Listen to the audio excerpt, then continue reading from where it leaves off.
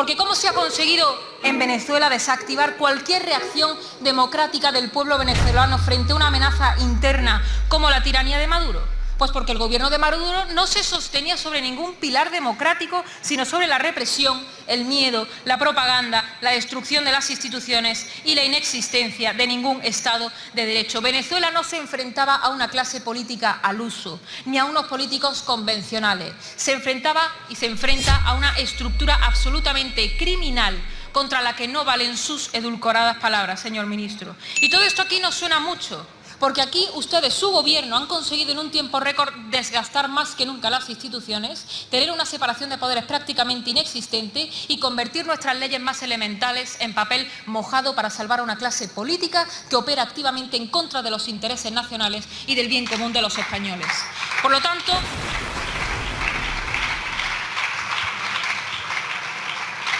tanto, el problema para ustedes no es la vulneración del derecho internacional, sino el modelo ideológico, el modelo del que viven y el que pretenden instaurar aquí en España, el modelo de la ruina, de la represión, del pensamiento único, de la corrupción y del negocio a costa del crimen. Es decir, convertir a España en la Venezuela de Europa, que es lo que a ustedes les gustaría. Ningún gobierno europeo ha hecho más como el de España por la tiranía de Maduro, y esa es la única verdad.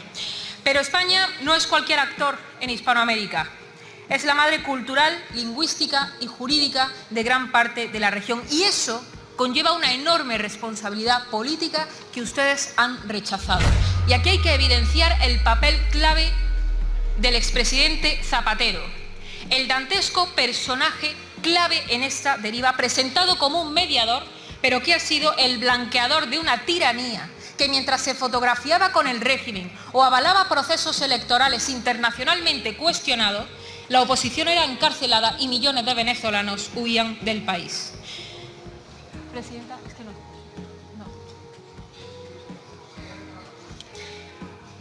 Pero no se trata de imponer modelos ni de tutelar a nadie, señor ministro.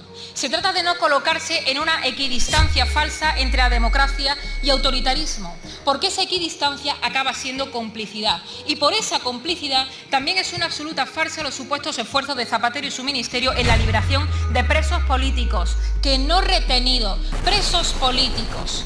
Así que, si eso hubiera sido así, ¿por qué no lo han hecho antes? ¿Estarían esas personas en la calle si continuara Maduro? Evidentemente no. Esas liberaciones han sido una consecuencia de la caída de Maduro y no una acción heroica de Zapatero ni de su servicio exterior, encargados de pedirle a los presos que no hablaran en contra del régimen. Zapatero, un normalizador del terrorismo a un lado y al otro del Atlántico. En Hispanoamérica, junto a los cárteles y amparando a los miembros de ETA prófugos de la justicia que en estos momentos se encuentran en Venezuela, y aquí dándole el chivatazo a ETA de las operaciones policiales en su contra, como pasó con Francia, tal y como han desvelado esas vergonzosas actas de las que ustedes también tendrán que rendir cuentas. El Grupo de Puebla, al que, por cierto, pertenece Gustavo Petro, ese socio y amigo del Partido Socialista, al que el Partido Popular le aplaudió de pie aquí en el Congreso de los Diputados, y el Partido Popular de Madrid le entregó la llave de la ciudad, ni más ni menos. Por eso Zapatero y esta complicidad ha llegado tan lejos como se lo ha permitido el Gobierno de España, tan lejos como se lo ha permitido usted, y tan lejos como en su momento, por cierto, y hay que decirlo, el Partido Popular lo permitió, avalándole en el año 2016 como mediador en Venezuela. ¿Y cuál ha sido el papel de la Unión Europea en todo esto? Porque su retórica, la retórica de la Unión Europea y la suya también ha contrastado con los actos que luego se han llevado a cabo, como por ejemplo el mantenimiento de programas de cooperación con Cuba, que lo único que han hecho ha sido reforzar al facilitador del crimen organizado transnacional. Pero esto no es solamente un problema americano. Los españoles tienen que saber que sus organizaciones criminales también están aquí, porque la droga colombiana que se distribuye desde Venezuela llega hasta Galicia y está llegando también al Guadalquivir, tras pasar por Marruecos. Y ustedes, en otra expresión más de ese mantenimiento de la complicidad con el crimen organizado, se dedican a desarticular unidades policiales contra el narco, permitiendo que el crimen se expanda. Eso es lo que están haciendo ustedes aquí en España. Y el rol que podía haber asumido España en todo esto podía haber sido clave en la caída del régimen de Maduro. Y el PSOE ha tenido un rol, pero ha tenido un rol para mal. Porque, como decía antes, el papel de España en todo esto y ante los cambios que se están produciendo no es cualquiera, o por lo menos no debería serlo. Señora Presidenta, ¿comanda del Partido Popular? Señora Rodríguez Millán, se la oye bien. Puede seguir. Mientras los países occidentales están asegurando su defensa, se está invirtiendo en investigación, en innovación y en energía, la preocupación de su gobierno son las botellas de plástico con los tapones y la aprobación de acuerdos comerciales que desmantelan nuestra industria. Pero sí debo reconocerle algo. Desde que usted es ministro, España ha estado muy presente en el debate internacional. Pero claro, presencia no siempre significa influencia. Y lo que han hecho ha sido convertir la política exterior en una competición de superioridad moral sin dar ningún tipo de explicación a nadie.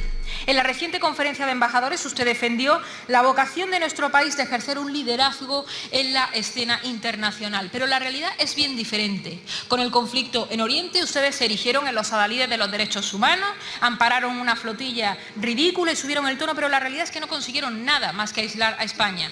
Con el Sáhara cambiaron una posición histórica de España sin consenso y entregaron a Marruecos una ventaja estratégica que hoy estamos pagando. Y cuando Trump impuso unos aranceles perjudiciales para nuestros empresarios, el campo español, su política exterior no protegió a nadie. Han hablado mucho y se han hecho muchísimas fotos, pero cada decisión que han tomado la han pagado los españoles y eso no es liderazgo internacional, eso es incompetencia estratégica al servicio del partido y no de los españoles. Y termino, señor ministro, con una reflexión. Durante un tiempo, España no fue una nación que pidiera sitio a nadie en el mundo.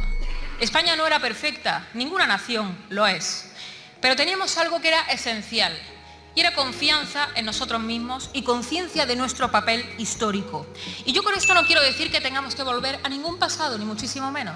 Hay que mirar al futuro, pero hay que exigir tener la dignidad estratégica que hemos ido perdiendo, no por el tamaño del país, no por la influencia de terceros, sino por la acción continuada de gobiernos de distintos signos, de un lado y del otro, que han renunciado a que España sea un proyecto común para convertirla en una herramienta de los intereses partidistas y de los intereses extranjeros. Y eso es lo que está pasando con Venezuela, señor ministro, que en un momento clave el Partido Socialista ha optado por proteger sus lazos con las narcodictaduras, sus oscuros negocios en Venezuela, antes que defender el interés de España. Y el resultado es evidente. España ni está ni se le espera. Y una vez más renunciamos a un papel que nos correspondería y nos corresponde por historia, por legitimidad y por responsabilidad. Muchas gracias.